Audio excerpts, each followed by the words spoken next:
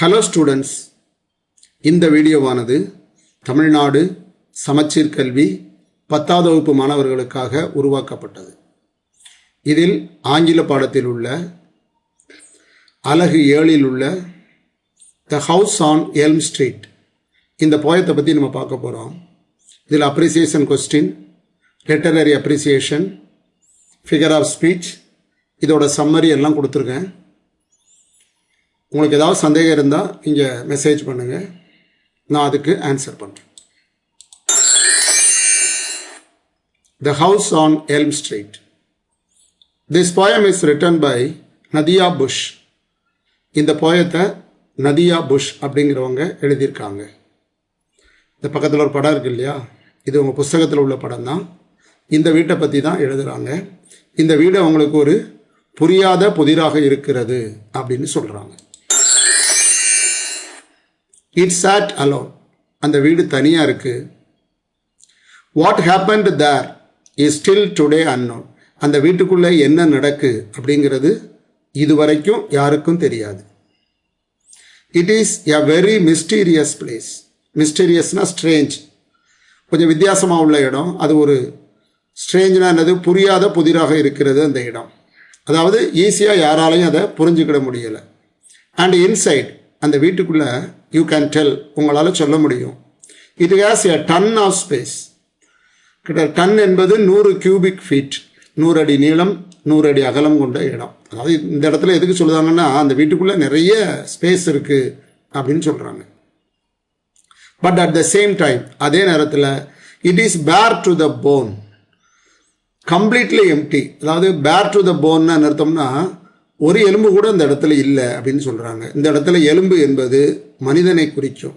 So ஒரு எலும்பை சொல்லி முழு மனிதனையும் இந்த இடத்துல அவர் என்ன செய்கிறாரு, குறிக்கிறார்.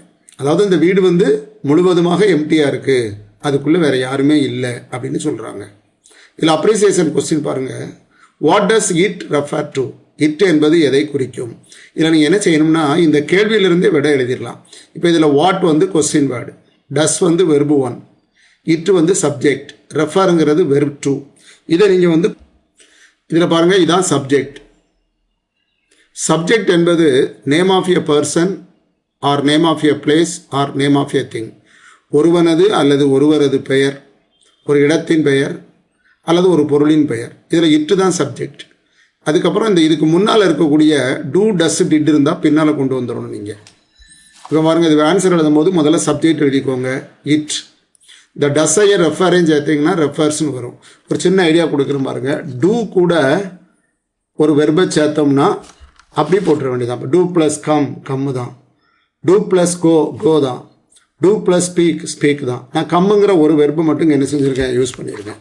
அதே நேரத்தில் டஸ் கூட அந்த வெர்பை சேர்க்கும் பொழுது எஸ் சேர்ந்துடும். டிட்டு கூட அந்த வெர்பை சேர்த்திங்கன்னா அந்த வெர்போட பாஸ்ட் ஃபார்ம் போட வேண்டியது இருக்கும். இப்போ கம்மோட பாஸ்ட் ஃபார்ம் என்னது, கேம். அப்போ இந்த இடத்துல இட்டுங்கிறது சப்ஜெக்ட், இந்த டஸ்ஸை முன்னால் வந்துடும். அப்போ டஸ்ஸும் ரெஃபரும் சேர்த்தோம்னா ரெஃபர்ஸ் டு அப்படியே எழுதிடலாம். ஸோ இது கொஸ்டின்லேருந்து எழுதிடலாம். டு த மிஸ்டீரியஸ் ஹவுஸ், இந்த இருக்குது மிஸ்டீரியஸ். இது கூட ஒரு ஹவுஸுங்கிற ஒரு வார்த்தையை நீங்கள் சேர்த்தா போதும். இட்டு என்பது எதை குறிக்குதுன்னா, இட்டு என்பது அந்த வீட்டை குறிக்கிறது. அந்த புரியாத புதிராக இருக்கக்கூடிய அந்த வீட்டை குறிக்கிறது. ரெண்டாவது கேள்வி, pick out the line that indicates the size of the house. அந்த வீட்டோட சைஸை பற்றி சொல்லக்கூடிய வரி எது? இந்த வரி தான். And inside you can tell it has a ton of space. அந்த வீட்டுக்குள்ளே ஒரு டன் அளவுக்கு இடம் இருக்குன்னு சொல்லுது. அப்போ பெரிய வீடுங்கிறத மென்ஷன் பண்ணுது. அப்போ நீங்கள் அந்த 4வது வரியை மட்டும் எடுத்து எழுதுனா போதும். வாட் ஹேப்பன்ஸ் இன்சைட், அந்த வீட்டுக்குள்ளே என்ன நடக்குன்னு கேட்டிருக்காங்க. நோ ஒன் நோஸ், யாருக்குமே தெரியாது. What happens inside, no one knows மட்டும் எழுதி இந்த கொஸ்டினில் உள்ளதை நீங்கள் அப்படியே எடுத்து எழுதிட வேண்டியதான். அந்த வீட்டுக்குள்ளே என்ன நடக்குன்னு கேட்டிருக்காங்க. அந்த வீட்டுக்குள்ளே என்ன நடக்குங்கிறது யாருக்குமே என்ன செய்யாது, தெரியாது. இட் சாட் அலோன், அதே தான். What happened there is still today unknown. It is a very mysterious place and inside you can tell it has a ton of space, but at the same time it is bare to the bone. இதில் half வெளியில் இந்த கேள்வி கேட்டிருக்காங்க. Pick out the rhyming words from the above lines. Rhyming words எதெல்லாம்னு கேட்டிருக்காங்க. இப்போ பாருங்க, rhyming words பார்க்கும்போது அந்த வரியினுடைய கடைசி வேர்டை பார்க்கணும். இங்கே அலோன் இருக்குது, அலோன், அன்னோன், போன், இதெல்லாம் பார்த்தீங்கன்னா அந்த சவுண்டு ஒரே மாதிரி இருக்கும். அலோன், அன்னோன், போன், இதை நீங்கள் எடுத்து எழுதிடுங்க. அப்புறம் பிளேஸ், ஸ்பேஸ், இது வந்து ஒரு ரைமிங் வேர்டு. ரைமிங் வேர்டு பார்க்கும்போது அந்த வரியோட கடைசி வார்த்தையை பார்க்கணும். அலோன், அன்னோன், போன், இதெல்லாம் வந்து ரைமிங் வேர்ட்ஸ். இந்த இருக்கு பார்த்தீங்களா, அலோன், அன்னோன், போன், இதெல்லாம் ரைமிங் வேர்டு. அதுக்கப்புறம் இந்த பிளேஸ், இந்த ஸ்பேஸ், இதெல்லாம் என்னது, ரைமிங் வேர்டு. அடுத்தால ரைமிங் ஸ்கீம் என்ன அப்படின்னு கேட்குறாங்க. இந்த ரைமிங் ஸ்கீம் எழுதுறதுக்கு முன்னாடி நம்ம அந்த கடைசி வார்த்தையை பாருங்கள். இப்போ அலோன் இருக்குது, அதை நம்ம ஏன்னு வச்சுக்கிடுவோம். சாரி, அலோன்கிறத நம்ம ஏன்னு வச்சுக்கிடுவோம்.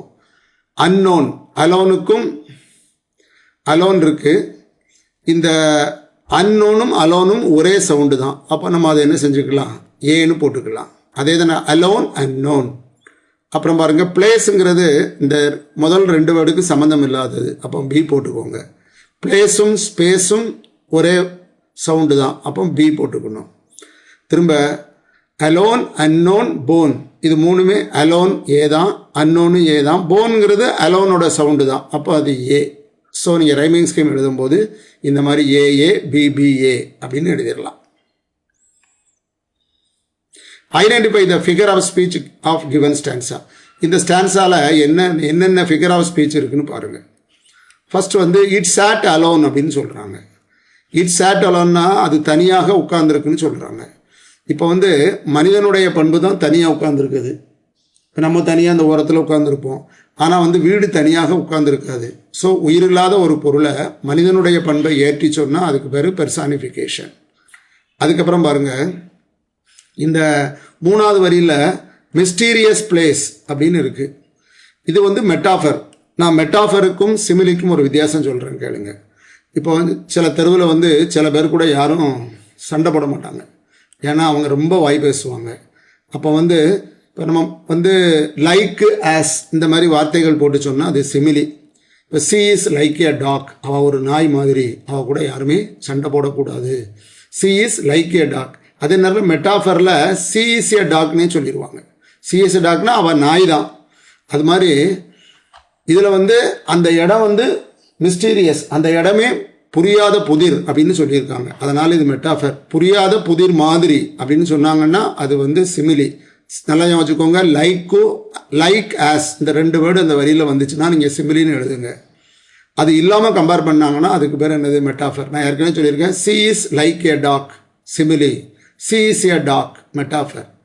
சிலவங்க மெட்டாஃபருக்கும் சிமிலிக்கும் இன்னொரு எடுத்துக்காட்டு சொல்கிறேன் கேளுங்க. ஒரு மன்னன் இருக்கான்னு வச்சுக்கோங்களேன், அவங்க போர்க்களத்தில் சிங்கம் மாதிரி சண்டை போட்டான் அப்படின்னு சொன்னால் அது simile. The king is like a lion in the battlefield. சிங்கம் போல் அவன் போர்க்களத்தில் இருப்பான் அப்படின்னு. அவனே சிங்கம் அப்படின்னு சொன்னால் அது மெட்டாஃபர்.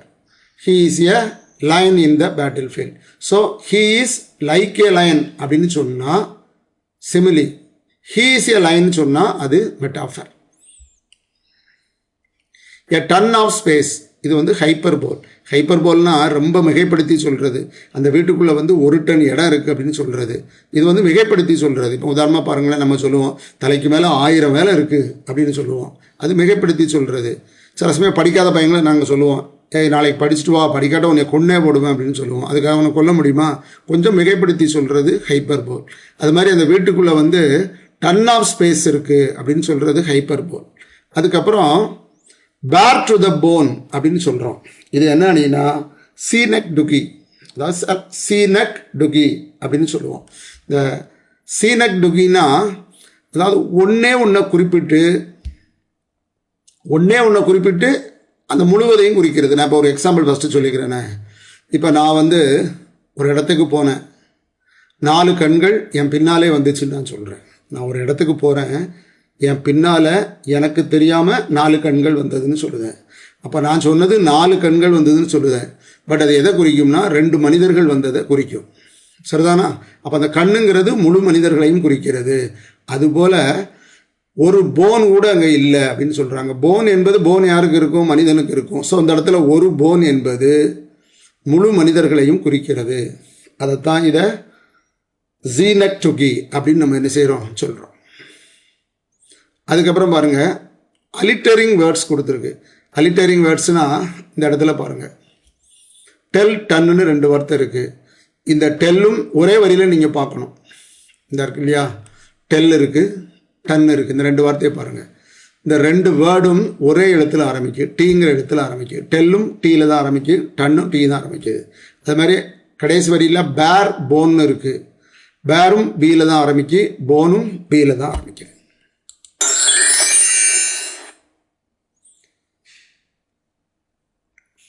அடுத்த 5 வரி பாருங்கள்.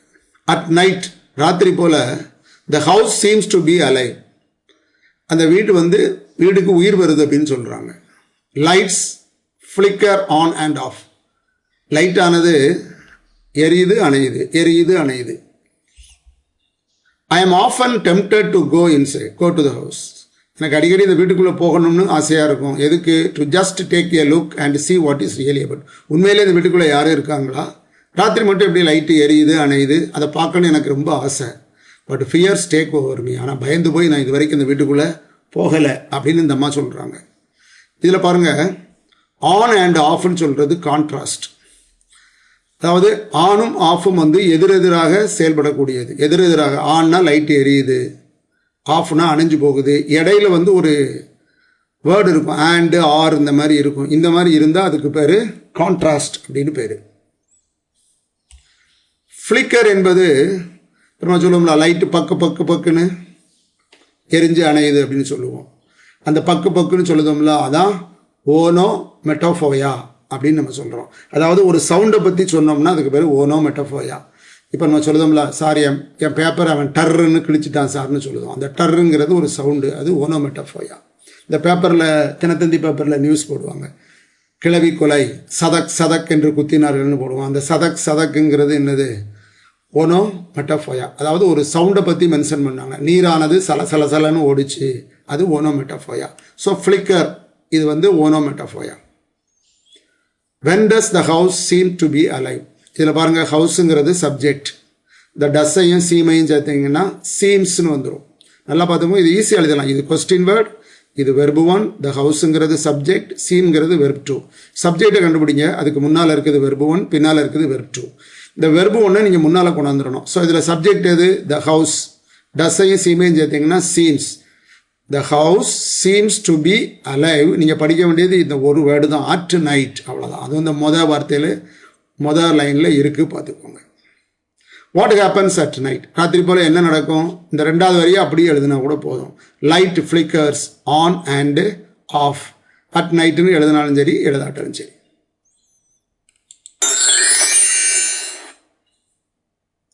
ஐ drive past the house almost everyday. தினசரி அந்த வீட்டு வழியாக நான் அடிக்கடி போவேன். The house seems to be a bit brighter on this warm summer day in May. மே மாதம் சம்மர், நம்ம எல்லாத்துக்கும் தெரியும், கோடை காலம். அந்த கோடை காலத்தில் அந்த வீடானது கொஞ்சம் பளிச்சுன்னு இருக்க மாதிரி தெரியும். It plays with your mind. என் மனசில் சில எண்ணங்கள் என்ன செய்யும்? ஓடும். To me I say it is one of its kind. என்னை பொறுத்த வரைக்கும் நான் சொல்லுவேன், அந்த வீடு ஒரு புரியாத புதிராகத்தான் இருக்குது, ஒரு வித்தியாசமான ஒரு வீடு தான் அப்படின்னு அவர் சொல்கிறாரு. Who does I refer to. இதில் சப்ஜெக்ட் ஐ. இந்த டஸ்ஸையும் ரெஃபரையும் சேர்த்திங்கன்னா ரெஃபர்ஸ்னு வந்துடும். So I refers to the poet. கண்டிப்பாக கமா போட்டு நதியா புஷ்ன்னு நீங்கள் எழுதணும். வெறுமனே ஐ ரெஃபர்ஸ் டு த போயட்னு எழுதக்கூடாது. ஏன்னா உங்களுக்கு 7 போயம் இருக்குது, 7 போயத்தை 7 போயட் எழுதியிருக்காங்க. அதனால் கண்டிப்பாக இந்த போயட்டோட பேரை கண்டிப்பாக நீங்கள் மென்ஷன் பண்ணணும். நல்லா பார்த்துக்கோங்க, இந்த இடத்துல ஐ என்பது யாரை குறிக்கும்னு கேட்டிருக்காங்க. ஐ சப்ஜெக்ட், இந்த டஸ்ஸை முன்னால் கொண்டு வாங்க. அப்போ அந்த டஸ்ஸையும் ரெஃபரையும் சேர்த்தா ரெஃபர்ஸ். டூ வந்தாலோ டஸ் வந்தாலோ டிட் வந்தாலோ நீங்கள் சேர்த்து எழுதணும். அதுபோக வேறு ஏதாவது வார்த்தை வந்தால் முன்னால் போட்டு அப்படி நீங்கள் என்ன செய்ய வேண்டியதான், எழுதிட வேண்டியதான். When does the poet drive past the house? இதில் சப்ஜெக்ட் எது? The poet. த டஸ்ஸையும் டிரைவையும் சேருங்க, drives. So the poet drives past the house. நீங்கள் படிக்க வேண்டியது எவ்ரி டே, அவ்வளோதான். பாக்கி எல்லாத்தையும் இந்த கொஸ்டின்ல இருந்து எழுதிடலாம். தினந்தோறும் அந்த வழியாக அவர் என்ன செய்வார்? போவார். What is the season mentioned here? இந்த மேலே சொல்லப்பட்ட அந்த வரியில் என்ன சீசன்? இந்த இருக்குது 3வது வரியில் பார்த்தீங்கன்னா சம்மர்னு கொடுத்துருக்காங்க. ஸோ நீங்கள் சம்மர்னு எழுதினா போதும், அல்லது the season mentioned here is summer, அல்லது summer is the season mentioned here. நீங்கள் சம்மர்னு எழுதினாலே நாங்கள் என்ன செய்வோம், மார்க் போட்டுருவோம். What plays with your mind, என் மனசில் எது எந்த எண்ணங்கள் ஓடிக்கிட்டு இருக்குன்னா, இட்டுன்னு இருக்கு இல்லையா, இட்டுன்னு எழுத முடியாது. இட்டுங்கிறது the mystery of the house, அந்த வீட்டை பற்றி, அந்த வீட்டினுடைய புரியாத புதிர் தான் என் மனசுக்குள்ளே ஓடிக்கிட்டு இருக்கு. இந்த வாட்டுங்கிறத எடுத்துட்டு த மிஸ்ட்ரி ஆஃப் த ஹவுஸ்னு எழுதி பாக்கி உள்ளதை நீங்கள் அப்படியே என்ன செஞ்சிடலாம், எழுதிடலாம். இதில் பாருங்கள், லிட்டரரி அப்ரிசியேஷன் கேட்டிருக்காங்க. Pick out the rhyming words from the above lines. Rhyming words எதெல்லாம் இங்கே பார்த்து, ரைமிங் வேர்ட்ஸ் போது கடைசி பார்க்கணும். இந்த பாருங்கள், டே மே, இந்த இருக்கு இல்லையா, டே இருக்குது, மே இருக்குது, அப்புறம் மைண்டு கைண்டு இருக்குது. இதுதான் ரைமிங் வேர்ட்ஸ். அதாவது டே மே, அப்புறம் மைண்ட் கைண்ட். அப்புறம் ரைமிங் ஸ்கீம் பாருங்கள். இப்போ டே எடுத்துக்கோங்கண்ணே, டே ஏன்னு வச்சுக்கிடுவோம். இது பிரைட்டர், அது ரெண்டுக்கும் சம்மந்தம் கிடையாது. அப்புறம் பி, டே தான் திரும்ப மேன்னு வந்திருக்கு, அப்போ ஏ. அப்புறம் மைண்டை சின்னு வச்சுக்கிடுவோம், கைண்டையும் சின்னு வச்சுக்கிடுவோம். அப்போ நம்ம ஏபி ஏசிசி, அதாவது டேயை ஏன்னு வச்சுக்கிறோம். பிரைட்டருக்கும் டேக்கும் சம்மந்தம் கிடையாது, அந்த வாய்ஸில் ஒலியில் சம்மந்தம் கிடையாது, அதனால் இதை பின்னு வச்சுருக்கோம். இந்த டேயும் மேயும் ஒன்று தான் சவுண்டு, அதனால் திரும்ப ஏ போட்டிருக்கேன். அப்புறம் டேயோ பிரைட்டரோ மேயோ இந்த மைண்டு கூட சம்மந்தம் கிடையாது, அதனால் இதை சி போட்டிருக்கேன். மைண்டுங்கிற சவுண்டு தான் கைண்ட், இது ரெண்டும் ஒரே சவுண்டு தான், அதனால் சிசின்னு எழுதியிருக்கேன். அப்போ ஏபிஏசிசி. ஃபிகர் ஆஃப் ஸ்பீச் பாருங்கள். இதில் இந்த 4வது வரியில் என்ன இருக்குதுன்னு கேட்டிருக்காங்க. அது விளையாடுது அப்படின்னு சொல்கிறாங்க. அந்த வீடை வீடை பற்றி வீடு என்னுடைய மனதில் விளையாடுது அப்படின்னு அவர் சொல்கிறாரு. வீடு விளையாடாது, உயிருள்ள ஏதாவது நம்ம தான், மனிதன் தான் விளையாடுவான். அதனால் இது மனிதனுடைய பண்பு, அதனால் இதை பெர்சானிஃபிகேஷன் அப்படின்னு சொல்லியிருக்கோம். அலிட்டர்டு வேர்ட்ஸ். இதில் பாருங்கள், டிரைவு டேன்னு இருக்குது. இந்த இருக்குது டிரைவ்,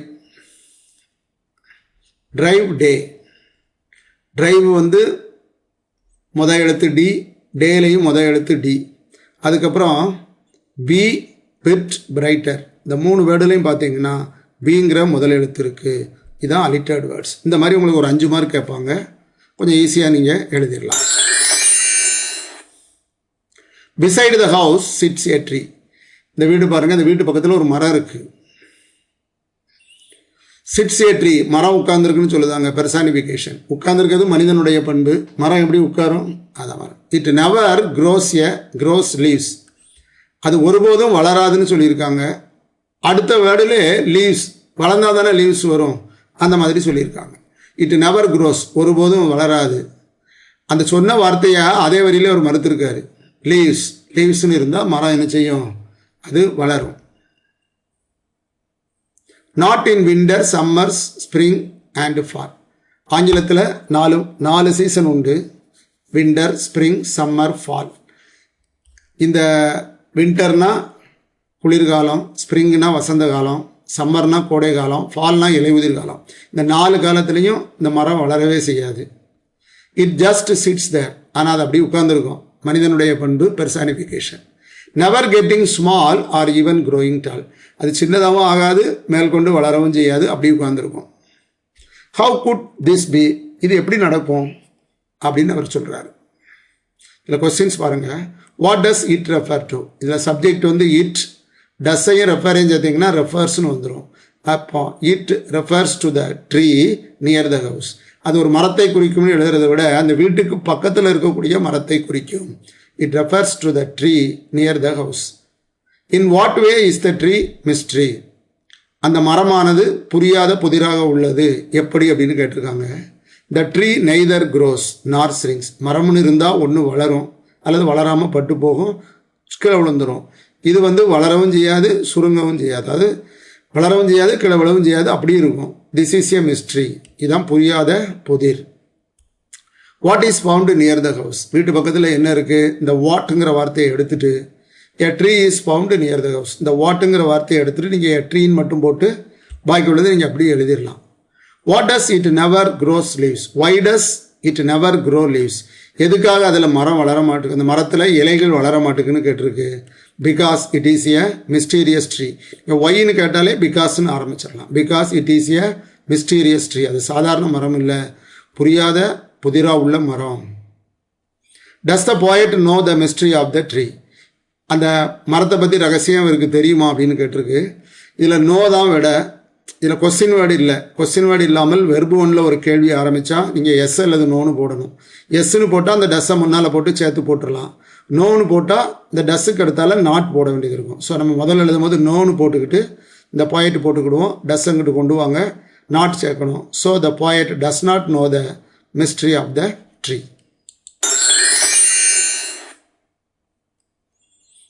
இதில் பாருங்கள், லிட்டரரி அப்ரிசியேஷன் பாருங்கள். ரைமிங் வேர்ட்ஸ், ட்ரீ பி இதாக இருக்குது.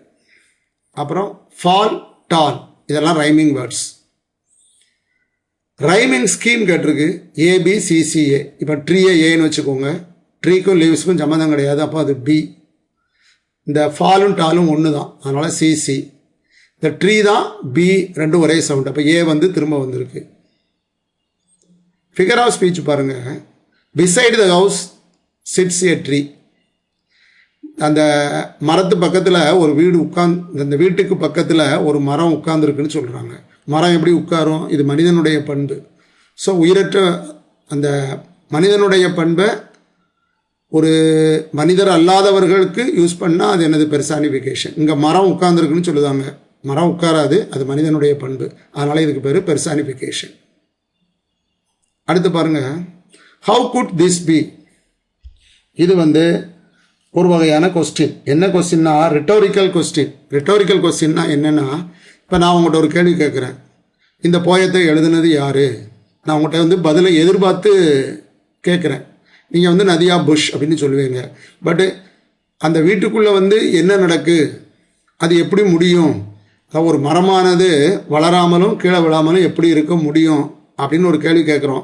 இது பதிலை எதிர்பார்த்து கேட்கல, அந்த இடத்துல ஒரு அழுத்தத்தை ஏற்படுத்த வேண்டும்ங்கிறதுக்காக கேட்கக்கூடிய கொஸ்டின். இந்த மாதிரி கொஸ்டின் கேட்டால் இதுக்கு பேர் ரெட்டோரிக்கல் கொஸ்டின் அப்படின்னு பேர். It never grows leaves. Paradox. Paradox என்பது ஒரு வரியிலே ஒரு கருத்தை சொல்லிட்டு அதே வரியில் அதை மறுக்கிறது. இட் நெவர் க்ரோஸ், அது வளரவே செய்யாது அப்படின்னு சொல்லிட்டாங்க. ஆனால் அதுக்கு அடுத்தால் அந்த கருத்தை என்ன செய்யிட்டாங்க? மறுத்து லீவ்ஸ், இலைகள் வளரும் அப்படின்னு சொல்கிறாங்க. இப்போ உதாரணமாக, to bring peace we must war. அமைதியை கொண்டாடணும்னா போர் எடுத்தால் தான் நடக்கும். அமைதியை கொண்டு வரணும்னு ஃபஸ்ட்டு சொல்கிறாங்க. ஆனால் அதிலேயே உங்கள் புக்கிலே கொடுத்துருக்காங்க பாருங்கள், டு பிரிங் பீஸ், அமைதி ஏற்படுத்த வேண்டுமானால் வி மஸ்ட் வார், கண்டிப்பாக நம்ம சண்டை போட்டே ஆகணும்னு சொல்கிறாங்க. முதல்ல அமைதியை ஏற்படுத்தணும்னு சொல்கிறாங்க, அதே வரியில் சண்டை போட்டே ஆகணும்னு சொல்கிறாங்க. ஸோ ஒரு வாக்கியத்தில் ஒரு வரியை சொல்லிட்டு ஒரு கருத்தை சொல்லிட்டு அதே வரியில் அந்த கருத்தை மறுத்து சொல்கிறது என்னது? பாராடாக்ஸ் அப்படின்னு பேர். அலிட்டரிங் வேர்ட்ஸ், ஸ்ப்ரிங் சம்மர், இது ரெண்டுமே எஸ்ஸில் ஆரம்பிக்குது. கெட்டிங் க்ரோயிங், இது ரெண்டுமே ஜியில் ஆரம்பிக்குது. நீங்கள் மேலே வரியை பார்த்து ரெஃபர் பண்ணிக்கோங்க. Rumours are constantly being mat. வதந்திகள் வந்து தொடர்ந்து வந்துக்கிட்டே இருக்கு. எதை பற்றி வதந்தி? அந்த வீட்டை பற்றி. And each day the house just begins to fade. நாளுக்கு நாள் அந்த வீடானது கொஞ்சமாக ஃபேட் ஆகுது. ஃபேட் ஆகுதுன்னா என்னது? கலர் மங்கிக்கிட்டே இருக்குது. What happen inside that house? அந்த வீட்டுக்குள்ளே என்ன தான் நடக்கு அப்படின்னு அவர் கேட்குறாரு. I really do not know, எனக்கு தெரியாது. I guess it will always be a mystery, எனக்கு அது வந்து புரியாத புதிராக இருக்கிறது அப்படின்னு சொல்கிறாரு. கொஸ்டின்ஸ் பாருங்கள். Does the house remain the same every day? அந்த வீடானது ஒரே மாதிரி இருக்கா அப்படின்னு கேட்டிருக்காங்க. இதில் நோ போட்டு எழுதணும். நோ, இந்த ஹவுஸுக்கு பதில் இட்டுன்னு போட்டிருக்கு. நீங்கள் ஹவுஸ்ன்னு எழுதினாலும் தப்பு இல்லை. No, it begins to fade day by day. நாளுக்கு நாள் அது கொஞ்சம் கொஞ்சமாக ஃபேட் ஆகிக்கிட்டே இருக்குது. Why does the poet consider the house to be a mystery? Because nobody knows what happens inside the house. அந்த வீட்டுக்குள்ளே என்ன நடக்குங்கிறது யாருக்குமே தெரியாது. அதனால் அது ஒரு புரியாத புதிராக இருக்குது அப்படின்னு சொல்கிறார். What is mysterious about the house? இதுக்கும் அதே விட தான். Nobody knows what happens inside the house. அந்த வீட்டுக்குள்ளே என்ன நடக்குன்னு யாருக்கும் தெரியாது. அதனால் அது ஒரு புரியாத புதிராக உள்ளது. Does the poet know what happens inside the house? வீட்டுக்குள்ளே என்ன நடக்குன்னு அவருக்கு தெரியுமா? தெரியாது. அப்போ என்னது? த poet சப்ஜெக்ட் டஸ் நாட்னு எழுதணும். த poet த டஸ்ஸுங்க கொண்டு வாங்க, முன்னால் கொண்டு வந்து நாட் சேர்த்துக்கோங்க. No, the poet does not know what happened in the house. Literary appreciation பாருங்கள். Pick out the rhyming words from the above lines. Made, fade, இது வந்து ரைமிங் வேர்ட்ஸ். ரைமிங் ஸ்கீம் பாருங்கள். AABCD. இப்போ மேடும் ஃபேடும் ஒரே சவுண்டு தான். அப்போ ஏஏன்னு சொல்லியிருக்கோம். ஹவுஸ் வந்து பி, நோ வந்து சி, மிஸ்ட்ரி வந்து டி. அதனால் சவுண்டு வந்து இந்த ரெண்டு சவுண்டு தான் ஒரே மாதிரி இருக்குது. முதல் வரியில் உள்ள சவுண்டும் ரெண்டாவது வரியில் உள்ள கடைசியில் வேர்டில் உள்ள சவுண்டும் ஒன்று போல் இருக்குது. அதனால் ஏஏன்னு கொடுத்துருக்கேன். பாக்கி சம்மந்தம் கிடையாது. அதனால் பிசிடின்னு கொடுத்துருக்கேன். ஃபிகர் ஆஃப் ஸ்பீச் பாருங்கள். What happened inside the house. இது வந்து ரெட்டோரிக்கல் கொஸ்டின். நான் அந்த வீட்டுக்குள்ளே என்ன நடக்கு தெரியுமா அப்படின்னு கேட்குறேன். அந்த பாயிண்ட் கேட்குறாரு, அவருக்கே என்ன நடக்குன்னு தெரியாது, அப்புறம் நமக்கு எப்படி தெரியும்? இருந்தாலும் எதுக்கு ஒரு அழுத்தத்தை ஏற்படுத்த வேண்டும் அப்படிங்கிற காரணத்தினால இந்த கேள்வி கேட்கப்படுவதனால இதை ரிட்டோரிக்கல் கொஸ்டின்னு நம்ம சொல்கிறோம். அலிட்டரிங் வேர்ட்ஸ் பாருங்கள். ஹேப்பன்டு, ஹவுஸ், இந்த ரெண்டு வேர்ட்ஸுமே ஹெச்ங்கிற எழுத்தில் ஆரம்பிக்குது. சம்மரி பாருங்கள். அதாவது அவங்க சம்மரி 80லேருந்து 100 வேர்ட்ஸ் தான் கேட்குறாங்க.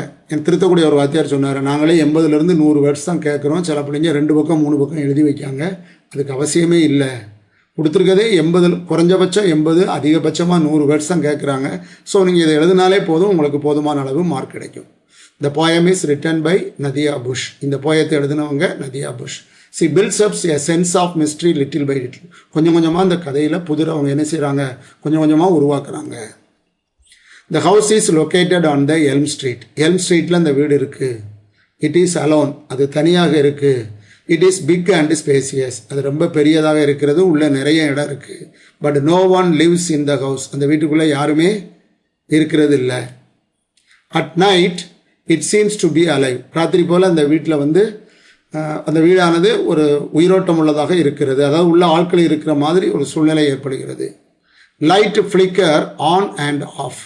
லைட்டானது எரியுது, அமர்ந்து போகுது. இந்த இடத்துல வந்து ஒரு ஃபிகர் ஆஃப் ஸ்பீச் இருக்குது. என்னென்னா கான்ட்ராஸ்ட்னு ஒன்று.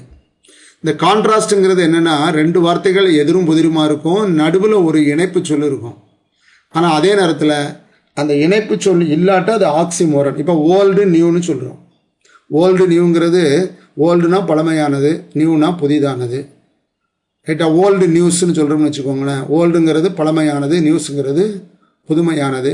இது வந்து உங்களுக்கு ஆக்சிமோரன். இப்போ ஸ்மால் ஜெயண்ட்னு சொல்கிறோம். ஸ்மால்னா சின்னது, ஜெயண்ட்னா பெரியது. அப்போ அது ஆக்சிமோரன்.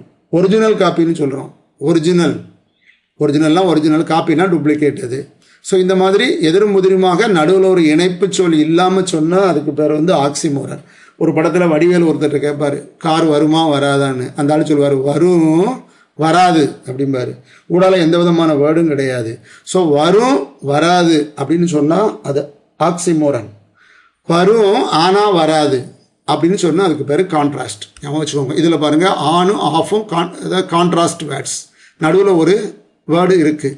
இந்த மாதிரி இருந்தால் நீங்கள் கான்ட்ராஸ்ட்னு எழுதணும். So the poet is afraid to go inside. அந்த வீட்டுக்குள்ளே போக அவருக்கு பயமாக இருக்குது. The house looks bright in the summer. சம்மரில் வீடானது நல்லா பிரைட்டாக இருக்குது. There is a tree near the house. அந்த வீட்டு பக்கத்தில் ஒரு மரம் இருக்குது. It has no leaves. அதுக்கு இலையே கிடையாது. It neither grows nor shrinks. அந்த மரமானது வளரவும் செய்யாது, ஸ்ரிங்ஸ்னால் என்னது, சுருங்கவும் செய்யாது. இதில் பாருங்கள், குரோனா வளருது, ஸ்ரிங்ஸ்னா சுருங்குறது. நடுவில் வந்து ஒரு இணைப்பு சொல் இருக்குது. இந்த மாதிரி இருந்தால் இது ஃபிகர் ஆஃப் ஸ்பீச் கான்ட்ராஸ்ட்னு எழுதணும். It remains the same during all season. எல்லா பருவ காலங்கள்லையும் அது அப்படி இருக்குது. The house begins to fade day by day. ஒவ்வொரு நாளும் அந்த வீடானது கொஞ்சம் கொஞ்சமாக ஃபேட் ஆகிக்கிட்டே இருக்குது, கலர் மங்கிக்கிட்டே இருக்குது. த rumours spread continuously about the house. அந்த வீட்டை பற்றி ஒவ்வொருத்தருக்கு வதந்திகள், ஒவ்வொருத்தர் ஒன்று சொல்லிக்கிட்டே இருக்காங்க. But nobody knows what happens inside the house. அந்த வீட்டுக்குள்ளே என்ன நடக்குங்கிறது யாருக்குமே தெரியாது. த poet கன்க்ளூட்ஸ் தட். கடைசியில் அந்த poet முடிவுக்கு வராரு. The house and the tree remain a mystery for ever. அந்த வீடும் அந்த வீட்டுக்கு பக்கத்தில் இருக்கக்கூடிய மரமும் எனக்கு ஒரு புரியாத புதிராகவே இருக்குன்னு சொல்கிறாரு. உங்களுக்கு சம்மரி பெரும்பாலும் இது போதுமானது. அந்த இவ்வளவே போதும் உங்களுக்கு வந்து 5 மார்க் கிடைக்கிறதுக்கு வாய்ப்புகள் நிறைய இருக்கிறது.